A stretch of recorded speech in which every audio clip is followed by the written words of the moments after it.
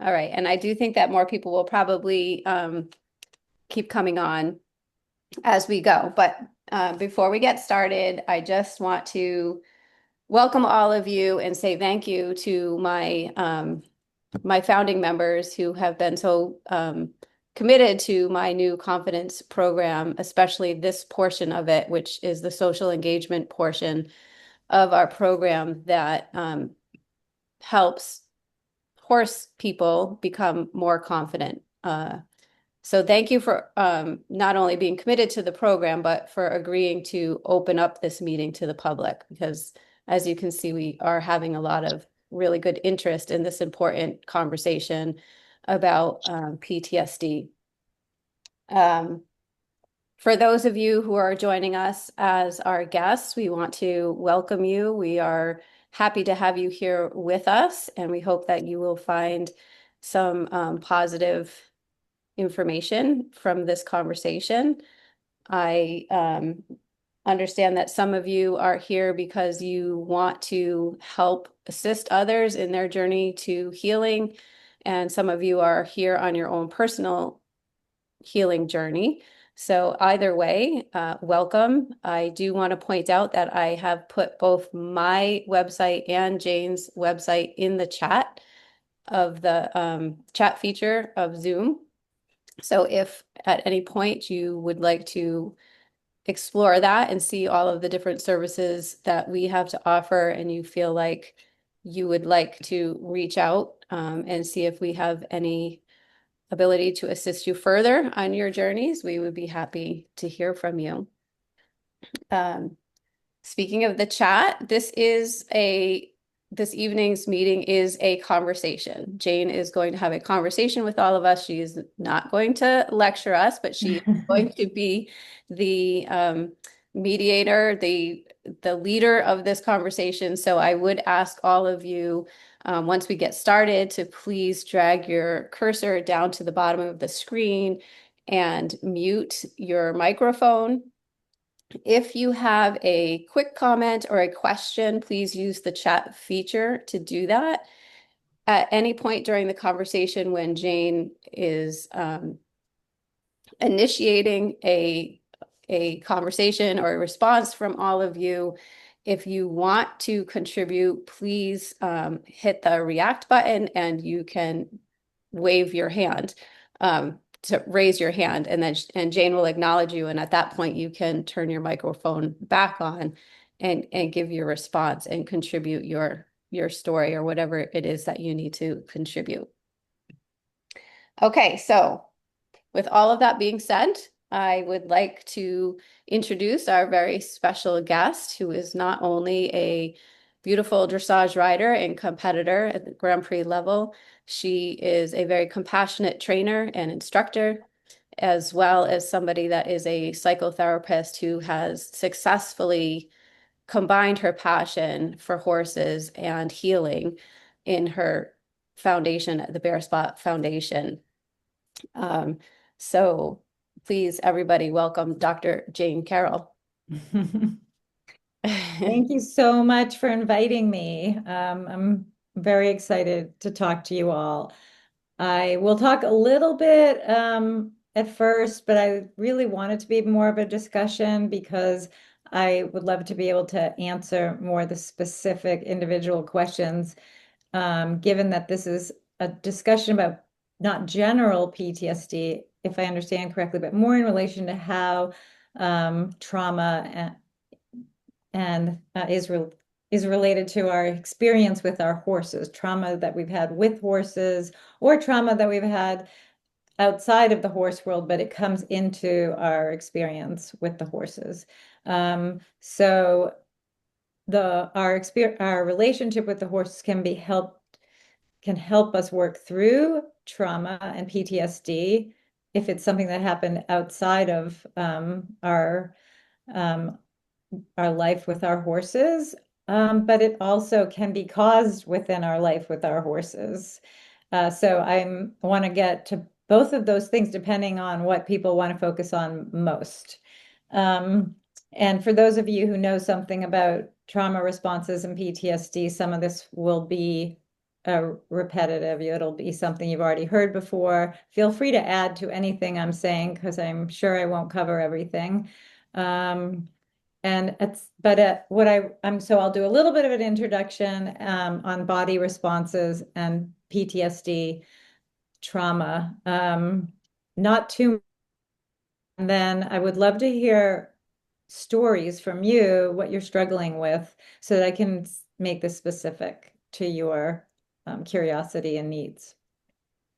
Um, so horses in general, as you know, are animals.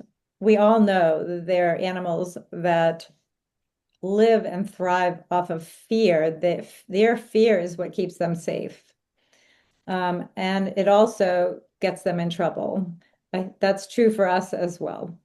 So we can learn a lot about how we train horses to um, help their own fear, which I'm sure you've seen Sue do a lot, help their bodies know how to help them put their bodies in a place that helps them rather than having their fear make them excited and run off and run into something or fall or put us and them in a dangerous situation.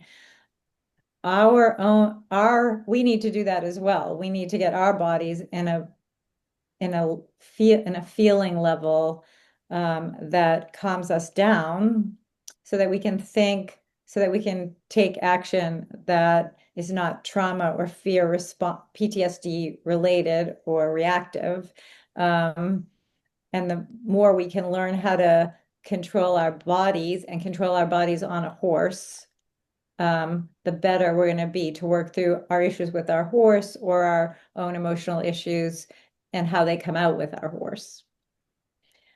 So, the trauma response or PTSD is can be happen if we have an accident with a horse, or if a horse just does something that frightens us and it triggers a somatic response, such as not being able to think well, because our sympathetic nervous system kicks in and we think we're in danger. Actually, I saw a really funny post in the last couple of months. I don't know if you've all seen it, where someone went to a show. It wasn't one of these things that went viral. It's just it was a dressage person who posted. It was like they were at a show and they're like, I would have done great if my body knew the difference between being held at knife point versus being in a dressage show.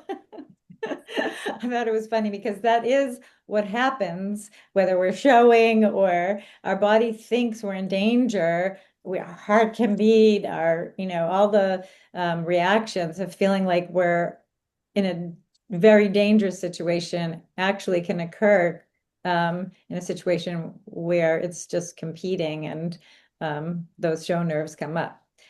But there's also the responses that come up because we've had some memories that were difficult, either outside or with our horses.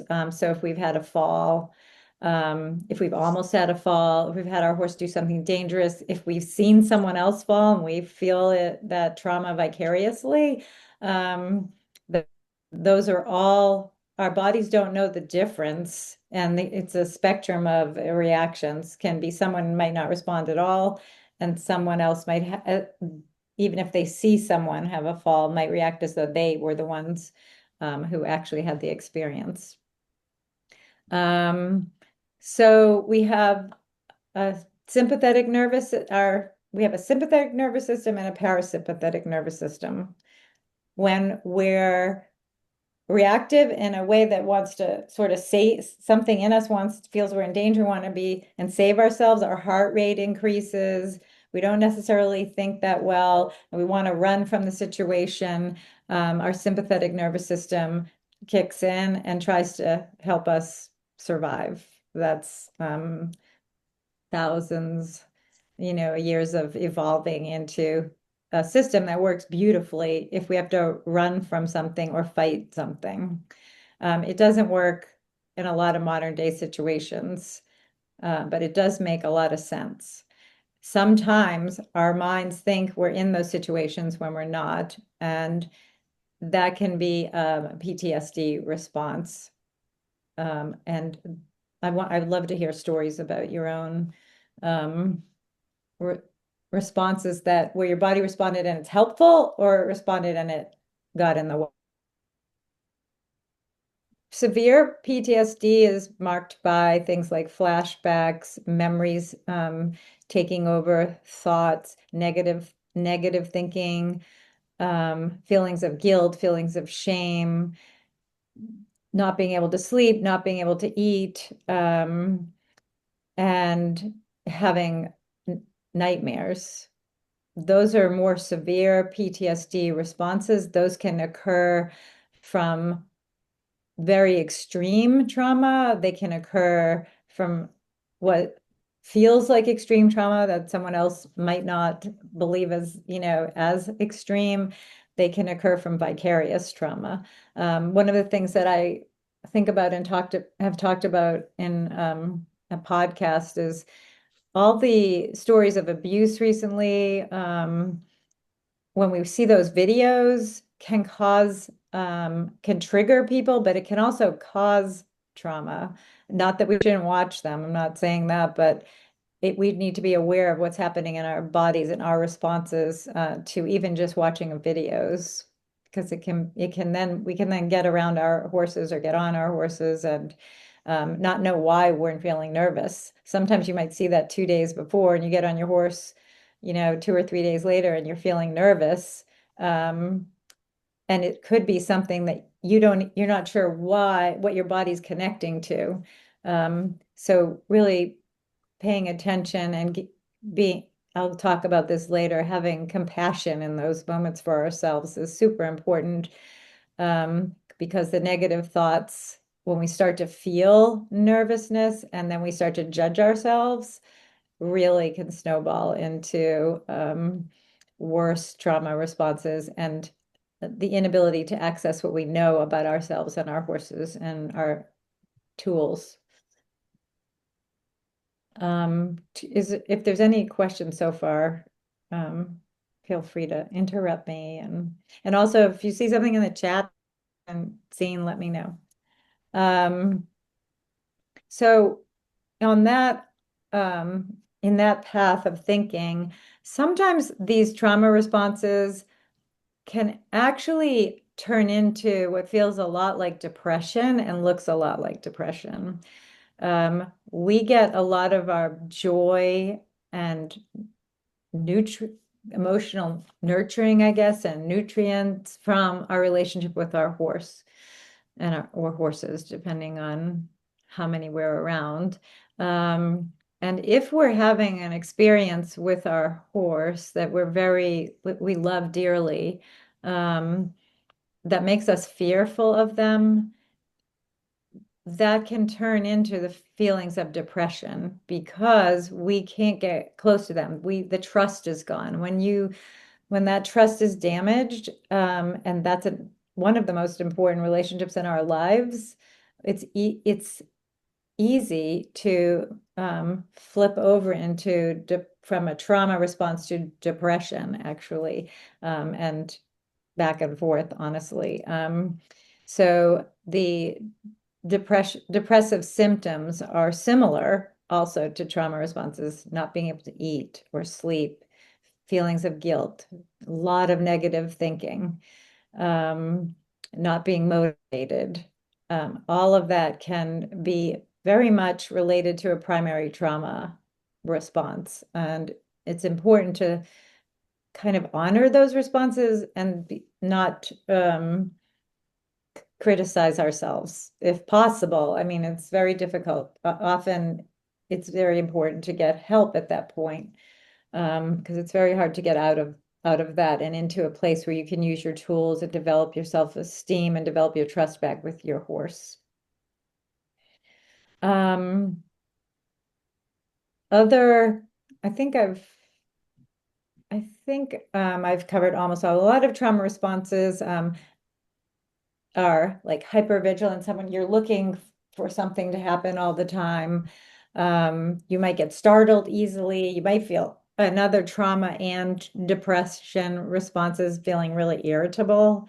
Again, you might, you might have a day where you're like, why am I so irritable? Despite the lot of reasons why we can be irritable these days that all make sense and that it isn't related. But if it's like an ongoing thing that you can't make sense of, um, it's probably it could be related to this struggle that you're having with yourself and your horse and trying to get through it.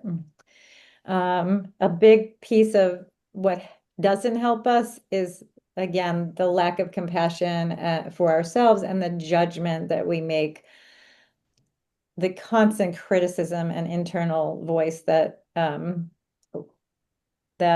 we have when we are not able to do the thing that we want with our horse that we used to be able to do. Um, so if we're not sometimes it goes over to criticizing the horse. Um, that's a whole nother topic of discussion. I think that does happen a lot. But when we are getting into a state of really judging ourselves and feeling shame, it is very hard to move forward and move out of this stuck place where the trauma is driving how we feel and how we act, and our relationship with our horse, instead of tools that help us turn that around. Okay, any questions so far? Looks like there's a couple of comments in the chat.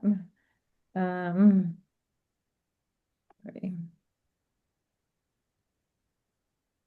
right. It sounds like your program has dealt a lot with a lot of these thoughts and realities. Um, Can I just interject quick? yeah, Okay, so I mean, it is a lot to take in, and yeah, the reason why I came up with this program was for this reason. Now, I have to say that I would think in comparison to a lot of other people's, my experiences are probably, thankfully, not super, super traumatic, but enough to have created a PTSD response. And with somebody's example question in the chat was, does that response increase with age? And I can say I have a couple of examples where in the past I recovered from things just based on time spent and just continuing to go about my business. And as I got older, like, no, I actively had to recover and do things for my own recovery. And Jane, you have seen me in my moments of just shutting down mentally while I'm riding because of something small that's happening, but my mind went back to something bigger. And through all the methods that I have learned, I'm able to, kind of talk myself out of it within, a couple of minutes, or in obviously when you're here with me with your help, just refocusing on what I'm doing and telling me that I'm okay. So you're right, like I developed a whole program, but is there like, do you have very specific exercises that people can do that you recommend to your clients, like breathing exercise, meditation? What can you do while you're actually riding when you're experiencing this setback moment where your brain just automatically goes to fear and anxiety and you just sort of just shut down? right. That's a wonderful question. So all of those things like mindfulness work, um, all takes practice, as does using the tools while you're on the horse. One of my favorite things, so all the things that you mentioned are very helpful. There's also hypnotherapists and sports psychologists, so that you're working and you're practicing and you're using visualization techniques. Those clinicians will create videos and tapes, so that you can help you visualize in a different way when you're in a situation where you're feeling fear. And there's certain people feel fear and their bodies just can't move. Some very much dissociate from their bodies. It's all kinds of responses um, when something gets triggered while you're riding. What I like to do in particular is when take a moment when someone's riding, even if they aren't someone who's fearful. I try to get this to happen on many levels, especially in relation to helping people compete at their best, but also in a situation where someone's feeling fear. So before that fear occurs, I try to help the person find that moment with their horse that feels absolutely harmonious, beautiful, the thing they ride for. Okay. Not even if you're a beginner, there are moments where you can see a beginner relax their body and smile or even laugh and find this moment of enjoyment. Or if you're a Grand Prix rider, that sort of elusive moment where the horse is in self-carriage and in this rhythm and in this cadence. We have positive memories, and in those moments, what our body feels like needs to be taken note of. Um, and then I'll either have someone name it, like whatever that is, or make an association to another way that another place say it's like, you know, swimming in the ocean or something. You know, everyone has their own place that feels just this really moment of centered, grounded, but also inspired. So I'll have people take note of that. And then when a fear reaction happens, when the horse spooks or something happens, I'll go back and ask them to find their bodies again in that place of harmony, even though the horse isn't in it. Because if we can get back, okay, you have to tense up for a second, you have to react, you have to use your tools.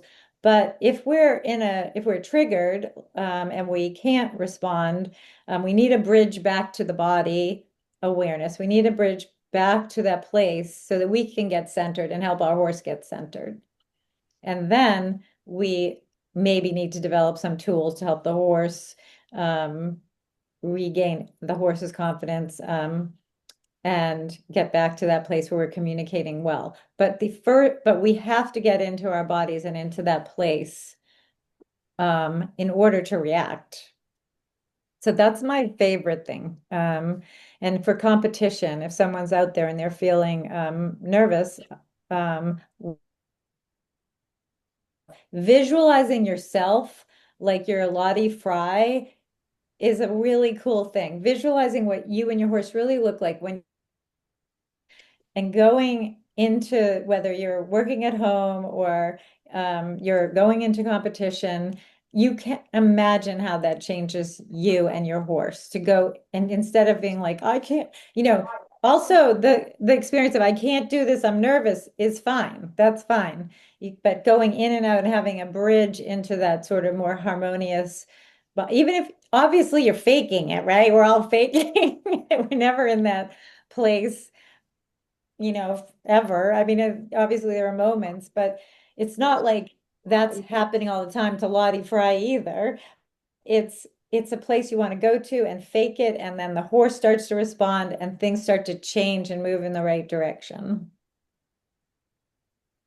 Hopefully that's one thing, but it goes with all the other things that you listed.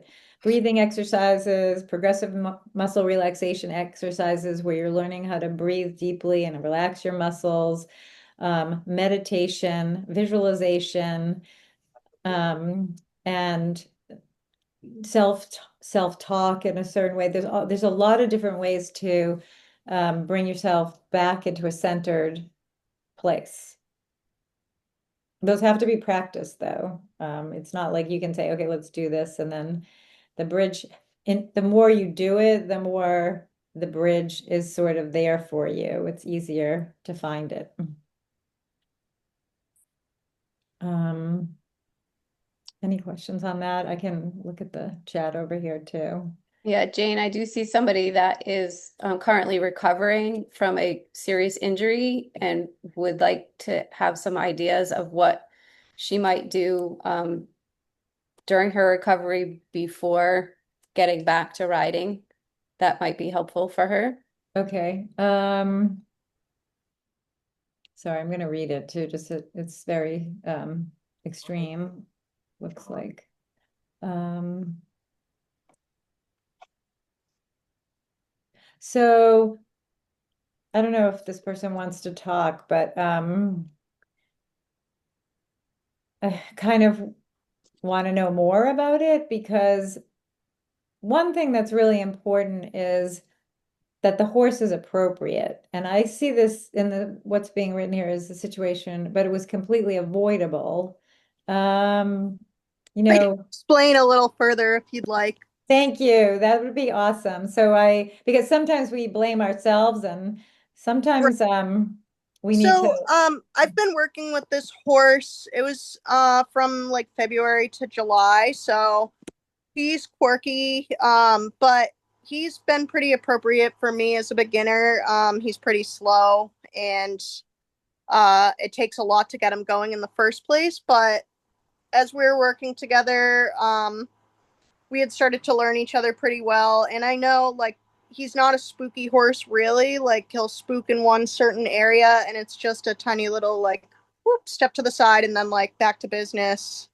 Keep it moving, sort of thing. And we were trotting, and I was posting, and my phone was not, like, stuck to me the way I thought it had been, and it popped off my hip, hit him in the backside, and I sat back, and instead of bucking or doing what I thought he was going to do, his back arched up kind of like a cat, which flew me into the air, and I probably went like 3 feet higher than him, and he's like Mhm, 16.3, so I don't know. I probably flew like 8 or 9 feet up in the air, and then I landed on my backside on sitting in a sitting position and broke mhm. my L4 vertebrae. Wow. So I went to 3 separate hospitals and had emergency surgery the next day in the morning. Wow. So I haven't been back there since then because I'm healing. Yeah.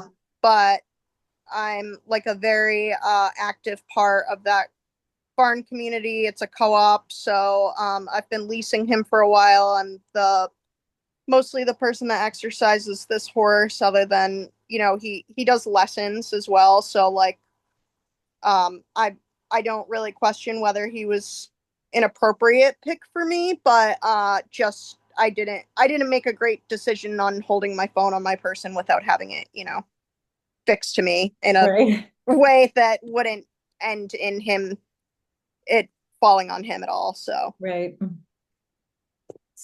That's very helpful to have the whole context. yeah, So the good thing about the story is that you know what happened, yeah, and it was very reasonable. And the horse is known to be extremely trustworthy. It sounds like he does a lot of beginner lessons.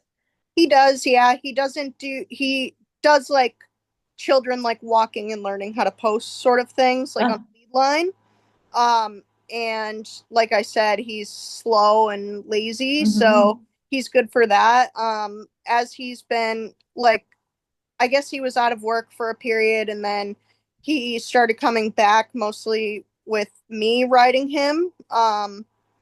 And he does have a couple of like occasionally he'll canter when you're asking for a trot, whatever it may be, like things that horses do. Especially he's been feeling a lot better after having some problems in the past with his hocks and stuff like that. So like I think that he's a really good horse, and that kind of adds to it as well, is that I spent so much time with this horse. I worked so hard on like a connection that I think that we were starting to have mhm, a really great one. And then this thing just, I've kind of moved past this, luckily, but it was a really icky feeling at the beginning, was that like I caused this, and like, mhm. and at the end of the day, I know that like I could have been more mindful. I can't beat myself up over it, but like I don't know if it's not a situation where I've gotten to go back and like I feel the need that I need to apologize to my horse Mhm. for putting us in that situation. Mhm. So I just don't know how to like mentally prepare myself. I'm gonna have enough in hand time, like time to be around him and stuff like that to like mend our relationship in our hearts, I think. Mhm. But getting back on when I had already had confidence problems in the past and I was really like starting to move past them in a good way, I'm just wondering where I should start Mhm. there. So, of course, without knowing him and everything, I'm going to trust that he's very good on the lunge. It sounds like because they use him on the lunge line, right? Yeah, Um, and that he's um, a good guy. Let's go yeah, with that. yeah. I would. Who's riding him now? I haven't been in contact with them a ton about that because am, I don't like to know information that I can't change if I don't like the answer to Yeah. it. Okay. Um, That's okay. I I, was just wondering, maybe you yeah. could work with whoever's riding now. But anyway, if he's going to be the one you continue to ride and lease, I would start slow. I agree with you completely on working on the groundwork, developing back the trust. I guarantee you, if you had that trust there, he's gonna be forgiving. He Hmm. doesn't.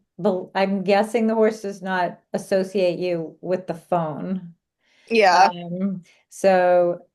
I think that starting very slowly with someone leading you, just walking, Hmm. and then each time, and that would be a win, just getting on, letting someone lead you, and just walking, and each time building it up. Also, Yeah. watching other people ride him so that you can also build trust that he's safe, I think is a good idea to see how he's behaving, what he does. Also, maybe having someone pat him on the butt while they're riding him and Oh, that kind of yeah. you can That's a good. see how he would react if something like happened. By the way, I had a similar many years ago when my first horse the first horse I brought to Grand Prix, his name was Poetry's Captain, and I got him as a 5-year-old. And I had a saddle. I was doing eventing actually. I had a saddle that I had a little wedge pad underneath it. Actually, before the wedge pad, we put a towel because I hadn't gotten the equipment right. And of course, where he was new, I didn't have him for that long. Anyway, that um, that towel came out, hit him on the butt. He bucked me so over the top. I landed on my feet, thankfully. I mean, but it was like I didn't blame him. It's the same kind of thing, but Hmm. that horse never did anything like that again. Yeah. Like it was this just one weird thing. He was a Hmm. sweetheart. And I was not. I was very much at the beginning of my career, didn't have the tools that I have now. So um, I'm telling you, so I can give you that example of that was never a thing, right? For him, Hmm. it was just honestly just something bounced on his butt, like sounds like what happened to you. And it totally made sense to me that he did that. But I do think that it takes you should go slowly so that you can develop the trust and get some help with that. So that someone's Hmm. leading you, then I would go on the lunge line and take it step by step by step until you feel like, okay. And especially watching other people ride him, watch him in weird situations so that you can know that he is the horse that you think he is. Yeah. Thank you. You're welcome. Good. Is there any other stories or oh, there's a question about wanting to talk more about blaming the horse that often is that should we go to that question? Is that okay? Also, interrupt me whenever. I also have other things to talk about. But so this is a big obviously, I think it's probably an issue for all of us with it drives me nuts when people blame the horse. I think we need to always be careful of what language we use about with the horse. We have some funny people at the barn with good sense of humors, and even that who will be like, "Oh, my horse is I'm gonna send him to the dog meat farm, I mean, that's cute, but it's also not that cute because I think there's some truth behind it. Um, so in a situation like this, I really like the story. She didn't blame him. She could see that it was a reasonable thing. There are horses that are very frustrating, okay? And when we can't figure out ourselves what tools to use, we don't have them, it's easy to, as we all know, to blame them. And it's not like I don't have those frustrating feelings as well. But it's one of those things where once we have the feelings, we can even like, get a little angry, and then we have to let that go because ultimately we're the only ones who can find the solutions to help the horse get past whatever it's doing that is frustrating. Sometimes that means I'm personally not the rider for the horse. I might not have the tools for that particular horse. We're not a good match. Um, and that is not an easy thing for anybody, especially a trainer, to admit. But often it has to do with just sometimes it's an intangible, not a good match. Sometimes it's just a horse, for example, that rears. And personally, a horse that rears is something I'm too old to deal with at this point. Don't want to, unless it's like a little rear, and it's not sometimes they don't scare me, but they're, those kind that go straight up and teeter totter. Yeah, that's not my match. Can I help someone from the ground with that? Yes. Um, so again, not getting away from blaming the horse, asking questions like, does the tack fit? Is something bothering the horse? Getting a vet and getting someone else on the horse, finding all the possible reasons why this horse is doing what it's doing, and sometimes having to find a different rider is the way to go. But blaming the horse, and this is where we get into people hitting the horse too hard with the whip or kicking it. It's not that sometimes you have to kick the horse, you have to get them to wake up, you have to get them to respect you. But if it's like constant, and you can tell the difference when someone's kicking a horse because they're training the horse, they want a quicker reaction, or someone who's taking the whip because they're so frustrated with themselves and it's not training, it's abuse. It's a way of expressing anger in a way that's destructive. It's easy to tell. If I'm ever in that state, and I don't know how we can do this without feeling angry sometimes and frustrated, I'll walk, wait till it passes, and get back into that place in my body that feels calm and compassionate. Rebecca, did you have something specific as far as this conversation about blaming the horse that you want? No, not really. I think that was a great overview. Even with myself, I've been frustrated with Diamond, as you all know. And the more we learn about ourselves and our own reactions, the more I've realized, like, oh, huh, maybe it's not all her problem, right? I mean, maybe it's the entangling of our mutual emotional states that are clashing sometimes and confusing one another. So I just think the more we can learn about that, the better. I completely agree with you. In fact, I'm trying to do this research now with EEGs. I got two cap EEGs made for the horse, and we have one. We haven't bought the equipment yet. I'm waiting to do it. It's expensive, and anyway, I won't go into that part. But the whole idea is, one, we'll be able to look at what's going on in the horse's brain, and then we'll be able to also look separately at the rider's brain. And then when we have them both on with the caps on and how they connect, I can't wait to get that going. Yeah.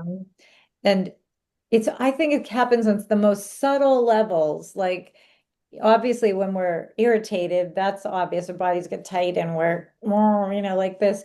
But also, you can have a thought or just have a day where you woke up and something happened, and then 2 hours later you get on your horse and it's like, I know this for myself. I've seen it in my client.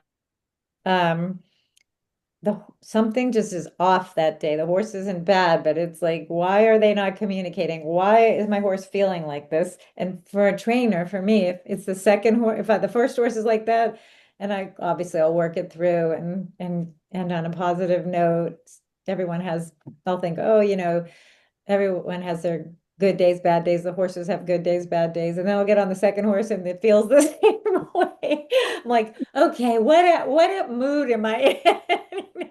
Yeah. This is not the horse.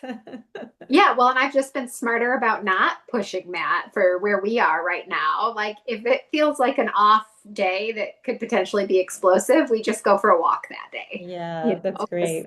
yeah, it's That's not worth great. it to start a fight. Right. Exactly. It's not, it's much better. It's a wonderful tool. That's a great tool. Sometimes we don't even think of that as a tool, but just stopping, walking, taking a hag, getting our bodies back to center, the horse gets much more relaxed. And I Mhm. don't know if sometimes you pick your horse back up after that and see if she's better, but Yeah.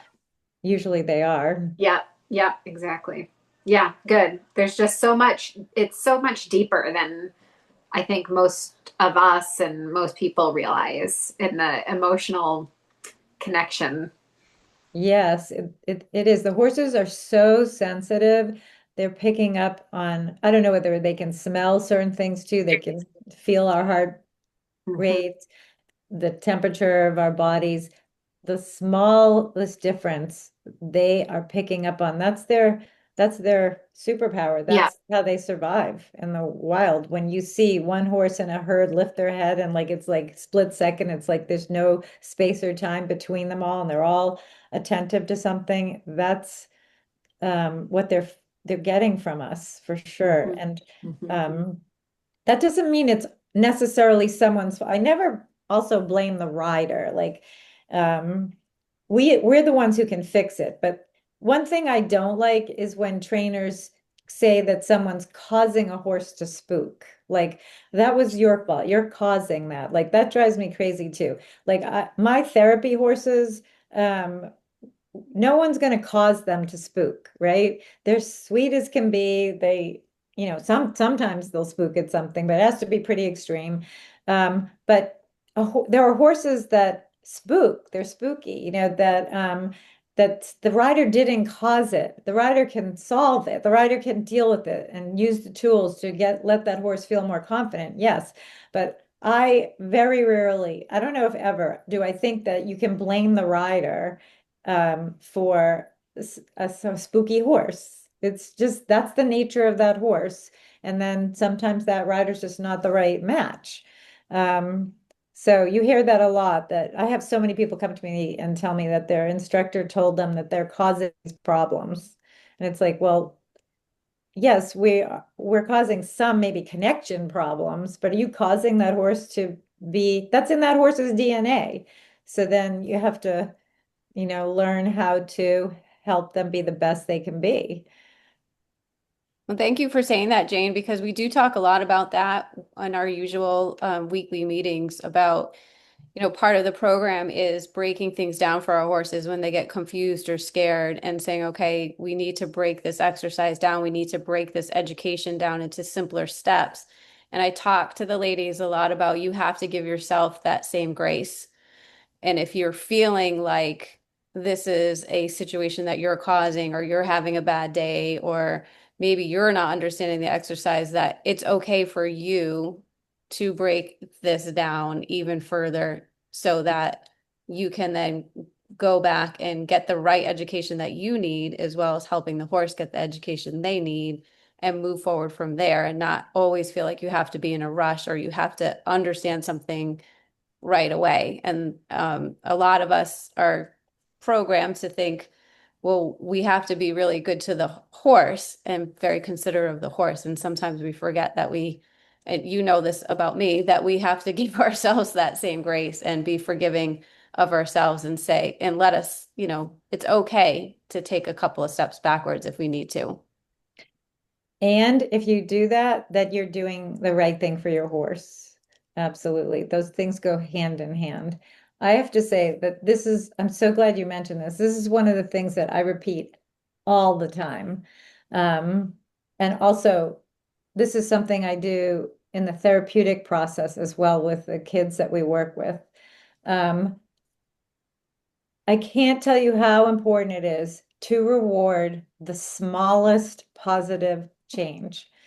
Um, so for example, if on the ground, I'll just give you like, it's easier to visualize, I think. If a horse is feeling nervous and I ask the horse, I'm sure you guys have seen, you all maybe do all this, like with the rope halter. If I ask the horse to drop its head down and it reacts the tiniest amount, I'm going to release and reward it, right?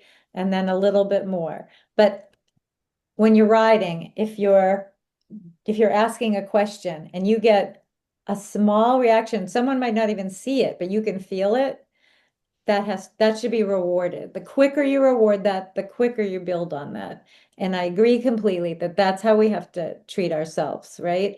The smallest positive movement, whether it's on a horse, off a horse, in work, in your relationships, the smallest positive action forward should be acknowledged and rewarded so that you can then take that and move forward with it. You see it in the horses all the time. If you're having a hard time turning right or something, and then you get that use of that outside rein, and the horse does it a little bit better, pat the horse, even if it's not perfect. I guess that's what I'm mostly trying to get at. It's not about perfection, it's about the process towards it, right? And every small, tiny little um, achievement towards that goal, including screwing it up. I know that sounds really weird, but the mistakes that we make with the horse they're also helpful, right? As long as we sort of go, okay, that didn't work. This should work. Let me try this. That didn't work. The horse didn't understand that. Let's see what I can do to help the horse understand. And then that little bit of positive, oh, they got it that time. This moving this shoulder over helped turn the horse. He understood that way. And if we don't pay attention to that, I think it really actually slows everything down and it gets in the way of our relationships with them. But it's also, like you said, you tell your riders that it's to reward yourselves. The horse feels it too. And again, I don't want to sound like, oh, that's all perfect. I get mad at myself. Hope my daughter gets mad at herself. We get frustrated. Those are some of the things that it's okay. That's just natural. But then to find those moments of where relaxation, where the horse is listening, where the horse starts to understand, and in yourself, when you're feeling that in yourself, that about your own riding, it's invaluable. So I've been criticized actually before in the past because people will say, you're teaching me, but you're not critical enough. And it's not that I'm not critical, I am pointing things out, but I'm really trying to build on what the right feeling is, not the wrong feeling. Does that make sense? Well, I think a lot of people appreciate your positive approach. I know both you and I have ridden with a trainer that was pretty tough, and we, as professionals, we appreciated it because of the um, the the high bar and the expectation of mechanical correctness. So we took it as, professionally as a good thing, but it's not for everybody. And Right. I think most people, and it's been scientifically proven that your positive approach is much more effective. And people enjoy themselves more. And this is a sport that the majority of people doing it are doing it for enjoyment's sake. So I think, to have Right. everybody criticizing you. Right, exactly. It doesn't help our bodies relax and get engaged with the horse at all.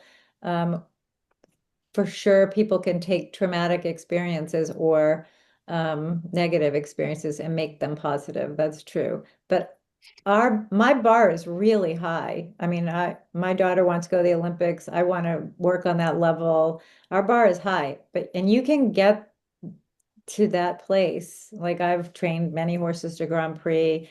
I think, we train at the top level in the world. We do it with this positive approach. Sometimes we make mistakes. A lot of times we make mistakes, but it's always building on the positive emotionally and physically with the horse. And that bar can be super high and go with this approach. And there was somebody else, I don't know if you want to quickly just comment on this. Is somebody was asking, do you find your stress response, anxiety response increase with age? I know my own experiences, the answer to that question is yes. But maybe could you take a minute just to explain as to why physiologically that happens to us? Yeah, absolutely. So the more experiences we've had that are negative, the more neural pathways there are on that road to our reactions. The more times we've had a reaction that's trauma-based or fear-based, the easier it is for those neurons to fire. And as we get older, I think hormonally things change and make us more vulnerable to feeling fear and anxiety. We've experienced a lot more things that have caused fear and anxiety. And so those pathways are more worn and easier to ignite. But also, our age helps us deal with things as well. We have more tools. Hopefully, we know when to ask for help as well. But it doesn't have to be that it just gets worse and worse. I think we can use our fear as wisdom and get help when we need it, get off a horse that's not a right match. In these, and then kind of use one of the ways I think about it now is using the anxiety to foster and fuel wisdom, to respect the message you're getting from it and see whether it's a helpful one or not, and listen to it instead of without doing that, sometimes our judgment is really off. Trauma can really cause bad judgment, right? Both because we take things too carefully, or many people with trauma histories actually take too many risks. They put themselves in situations that are where they're not listening enough to the fear as a message to be careful.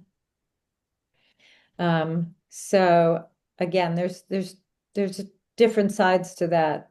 As we get older, we can get wiser. Not everybody does, but if we listen to it and find out what it's telling us, and then get the tools and help that fear tell us we need to prepare and get the knowledge that we need, then it's helpful.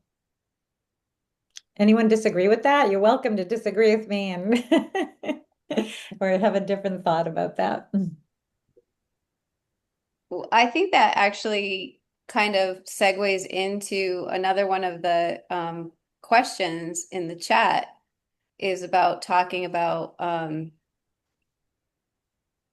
it went away. Using our past trauma as part of our identity. And does that help us own our past or hold us back? And I mean, my take on that is I think our past experiences shouldn't be necessarily a part of our identity, but what we learned from the experiences more so.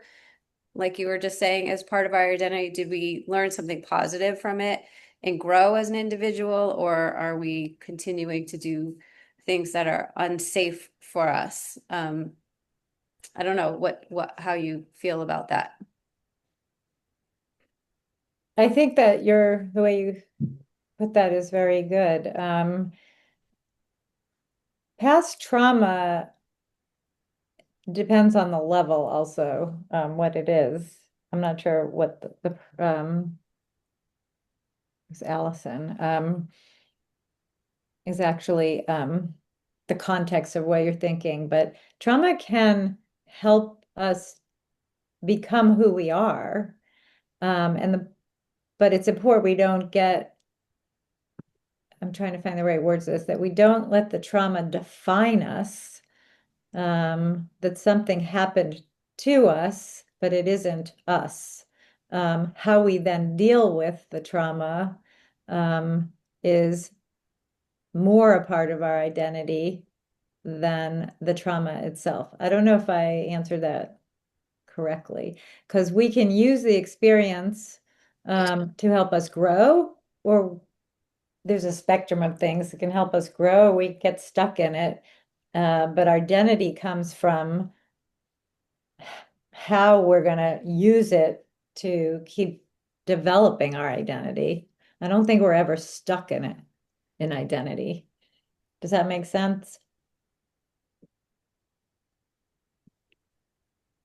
Yeah, it makes sense to me. I don't know if Allison, if you want to elaborate at all, but it makes me feel bad to hear people think that past experiences, whether they caused it or didn't cause it, if they made a mistake or somebody did something to them, that they uh, identified that that's their identity, as opposed to what did they learn from it? Like you said, are they stuck in it? Are they growing from it? What did they learn from it? Who did they become because of it?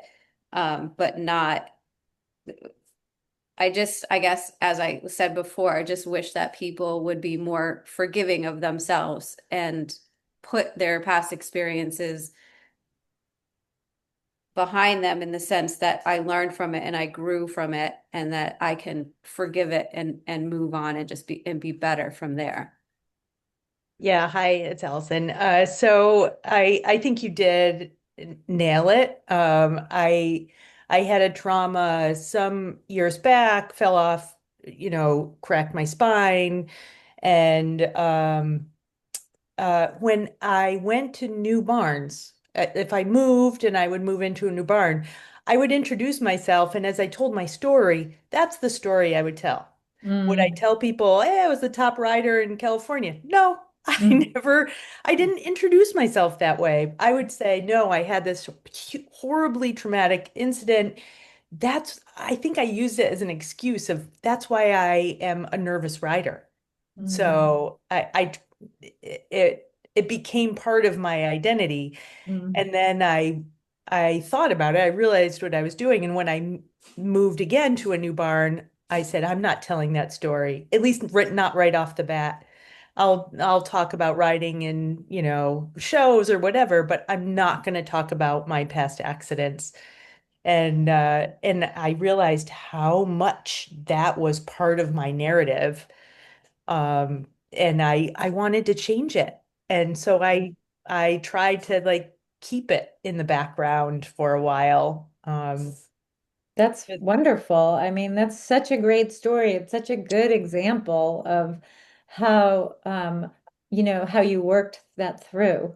I mean, it's, I'm guessing that as you worked it through, you were able to um, place that part of your experience within the context of all the rest of what you've accomplished and know.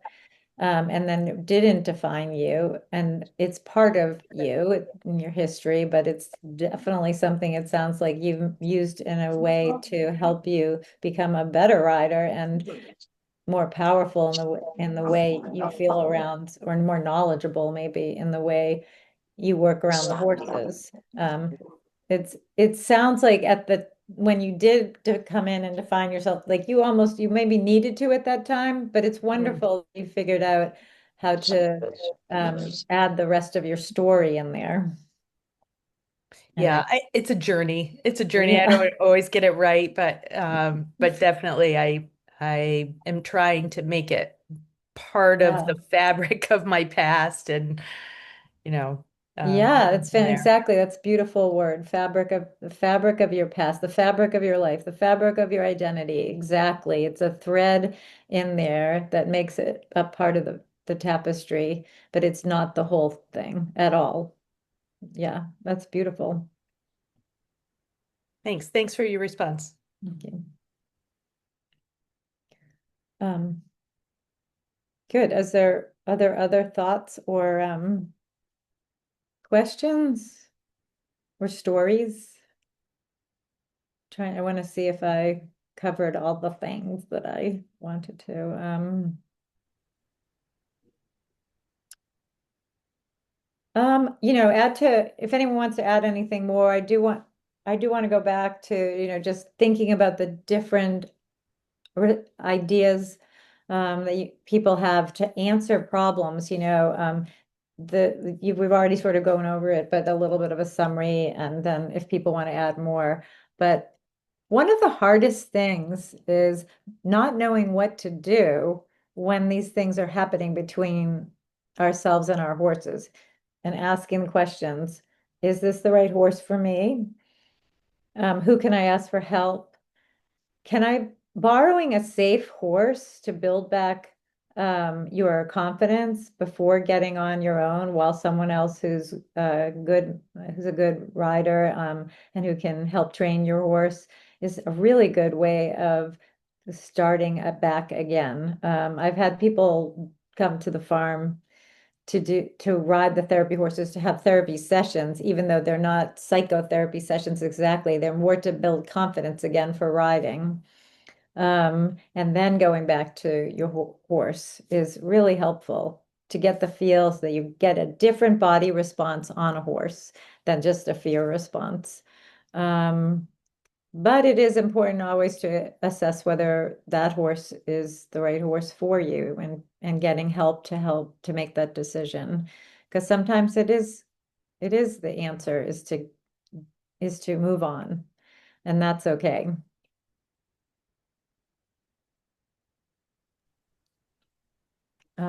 That's Good. great, Jane. I really appreciate you coming on. I feel like we could probably talk about this for hours and hours. Um, and maybe at some point you would come on again. But I do want to just invite anybody who has any questions for this evening. Now is the time to speak up and ask. And I just want to remind you that I did put both my and Jane's contact information in the chat, as well as in the email that I sent out earlier today. If any of you feel like you want to continue on and seek out the help that Jane is asking for, and you want to find out more about Jane's services and her foundation and her therapy horses, if you feel like that would help, please, reach out to her for that. If you think that my online program and my support, social engagement community is something that is good for you, the information is there as well. I welcome you to reach out to me, because it does cover all of the things: training of the horse, training of the human riding, as well as all the different tools that we like to use to try to, like Jane was saying, if you practice the tools that you need to keep your body calm, you can use them while riding. And this is a supportive group that helps each other get through all of that kind of practice and training. So please feel free to reach out to either one of us if you think that we can help you continue on your journey of healing. And again, please, if you have any more questions for this evening, now's your chance.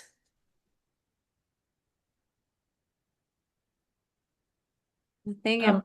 Yeah, I want to point out one more thing, that there's something called EMDR, which is the use of a neurology to help get into a somatic place that's relaxed. So just walking, if you feel comfortable walking on your horse, like we were saying before, sometimes that's good if you're frustrated, but just walking actually does a similar thing to that therapeutic method. So even if as long as you're not nervous walking on the horse, that's a really helpful thing in just helping you get centered. Even if you get on your horse and you walk and you get off, if that's all you do, that can be extremely helpful on a lot of different levels. So I just wanted to point that out. For some reason, something you said made me think about that. Good. And we do actually also cover that in our program. And I do have a little moving meditation portion of the program that consists of that while you're walking on your horse, whether assisted or by yourself, that gets into the rhythm of the horse's movement and body to help you Good. doing your breathing exercises to help you really calm down. And if that's all you do that day, that's all you do. But it gives you, like you mentioned earlier, it gives you a small win, which actually in the long run ends up being a big win for Yeah. confidence. Especially if you sort of take note of how your body feels. Like, yeah, I'm sure you're doing all that. That's fantastic. It's so good to hear that. Yeah. It's wonderful. All right. Okay, so anybody else? Well, again, I want to really give a huge thanks to Jane because she did have a super busy week last week and she only arrived home from Chicago late last night. And we really do appreciate you volunteering your time with us this evening to do this. I know you're tired and I'll be tired tomorrow. It's fine. I'll bring But you. I really appreciate you inviting me. It's wonderful to talk to you all. And if you have any more questions, do email me. I'm good about answering texts and emails. Emails I'm a little slower, but please, if there's any questions, even if you want referrals to like sports therapy people or hypnotherapists, things like that, just reach out. Great. And again, thank you to my members who agreed to opening this meeting up for other people. Hopefully it was helpful to all of you who are our guests tonight. And I hope you all have a great evening. Sue, can I just make a quick comment? You bet. Well, so I'm a new rider, 3 years of serious riding off and on occasionally before that. And I have been lucky so far that I've had a couple of little spills, but I haven't had a significant, fall or trauma with my horse, knock wood. Hopefully that continues. But one of the things that I think is that the time I've spent with Susan and in this group, I feel better prepared for who knows what might inevitably happen. And somewhere along the line, Susan's heard me jokingly refer to, I have what I call the MJ OSHA plan. I have sort of my little safety, things I do. And I mean, I'm going to be 69 soon, and this is 3 years into a serious riding career. So it's, Wow. but um, it seems like a lot of people don't come to this until after, and it feels very valuable to be here. I'm not saying before, I'm just saying as part of the whole learning process. And so somehow or other, it seems like this kind of education probably should be part of the entire experience of learning to ride, because even the couple of little spills that I've had, and I had one last spring that was a little scary, and I bruised a rib, and I think I got through it much better, because of things that I've, learned with this group. So it's, to encourage people to do it preemptively. I mean, they're horses, statistically, something can happen. Very interesting point. I agree with you that it should be part of everything we do and not just in reaction to something. That sounds, well, I'm going to think about that. Yeah, thank Good for you for starting you. later and wonderful. That's great that you're out there doing it. Thank you. Mm-hmm. I appreciate you saying that, MJ. Well, you know how I feel about things,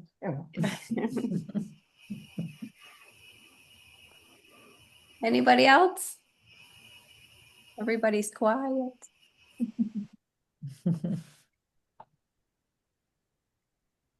All right, Okay. well, thank you very much. Yeah. Yes, thank fun. you both. Yeah, You. It was excellent. Good. Thank you. good. Thank you very much. very useful. Thank you. All right, well, I'll have a good night. Yes, you too. Bye-bye. Take care. Okay, Good night. bye. Bye.